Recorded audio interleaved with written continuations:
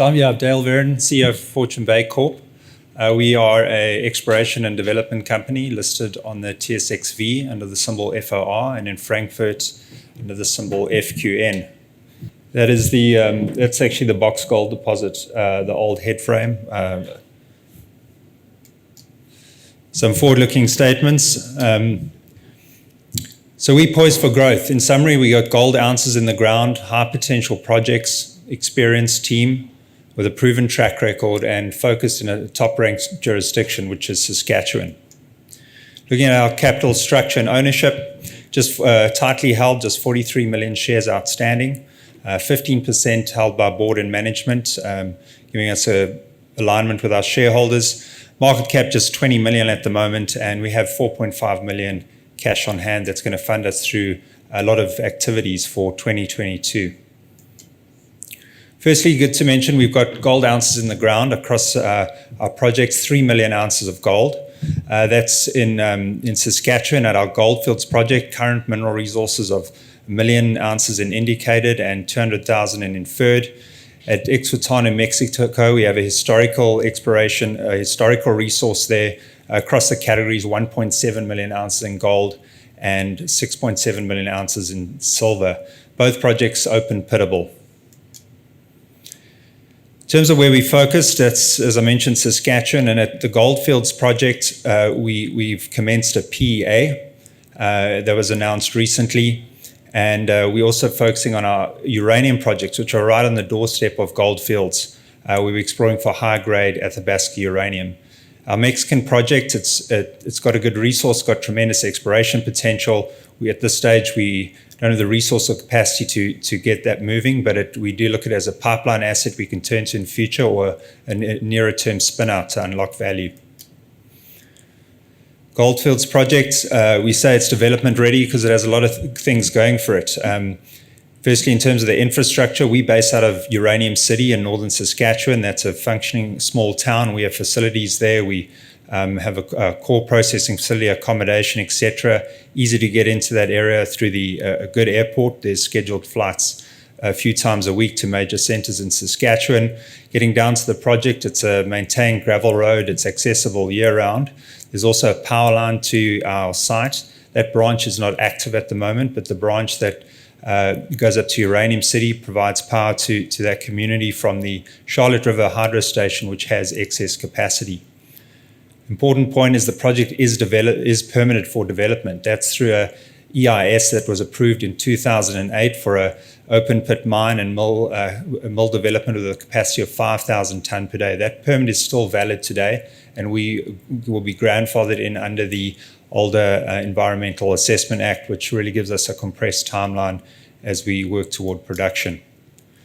We have done some exploration on the project. In 2021, we did some expansion drilling both at Athona and Box. This is just the Box deposit, and what's shown there in blue is the conceptual pit shell for the current mineral resources. So our plan was to step out to look to expand those resources. Part of the focus was to look for underground potential as we go a bit deeper and look for high grades on structures, and we certainly saw that. We got some really nice intercepts shown over there along these structures, and that expansion is going to be assessed as part of a PEA to assess the economics around that and use that PEA to guide exploration. We also did some exploration drilling this year in the winter. There's been really no drilling between the two deposits, Box and Athona. There's a single drill hole, 4 gram a ton over 3 meters drilled in 1988. Both deposits sit within this Goldfields syncline, and in that hinge zone there's been no drilling and 2.5 kilometers of strike. So we drilled some holes through that stratigraphic corridor and along some regional structures. Those samples are in the lab, and we're expecting assays in 2 to 4 weeks.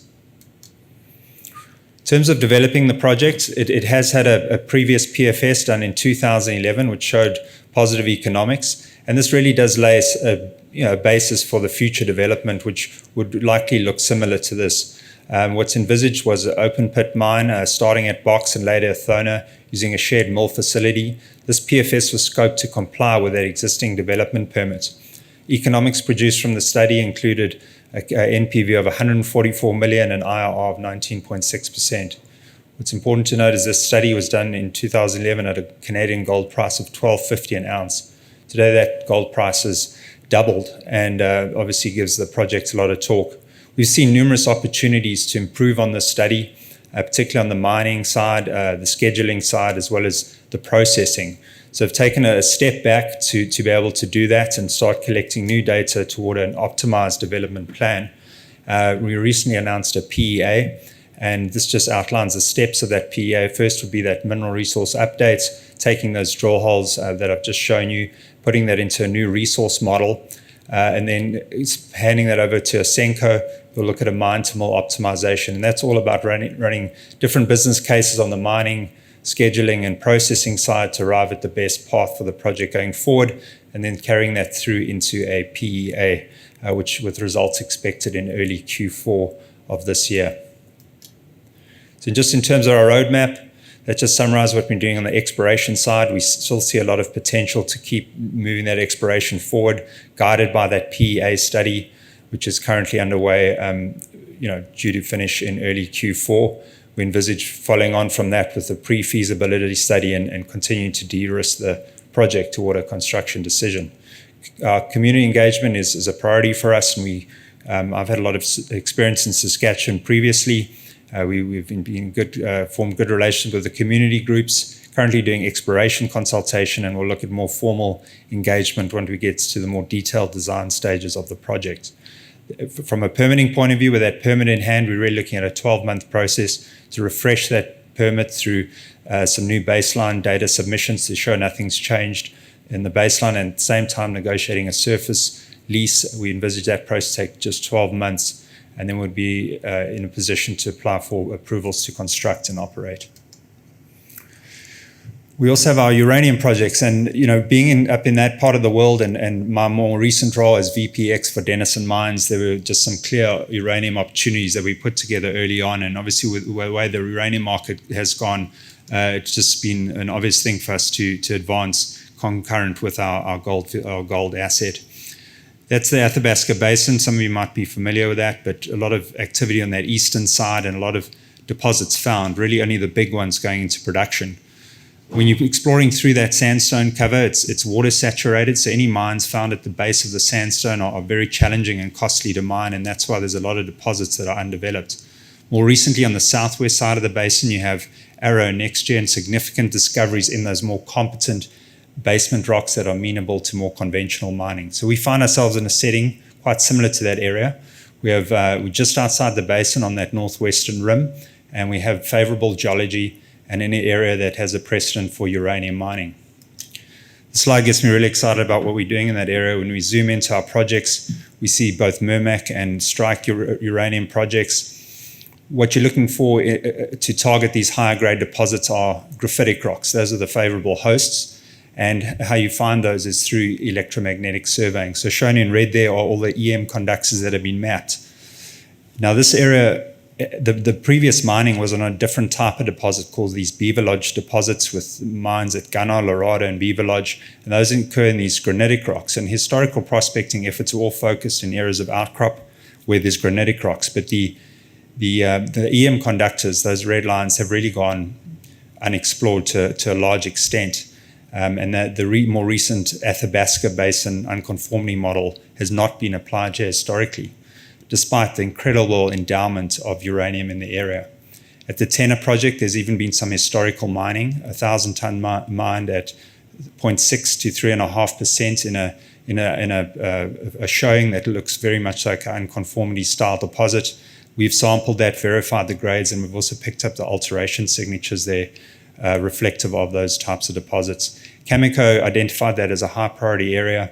They did all work toward a drilling program identifying targets, but never drilled that project. They let it lapse just after Fukushima when obviously they were pens down on their exploration front. So we were able to pick that up with an extensive set of geophysics. We've added some gravity and found some discrete gravity lows along those EM conductors forming prime targets. At the Murmac project, we've done a VTEM survey this year, and we're doing gravity surveying to define targets along those EM conductors.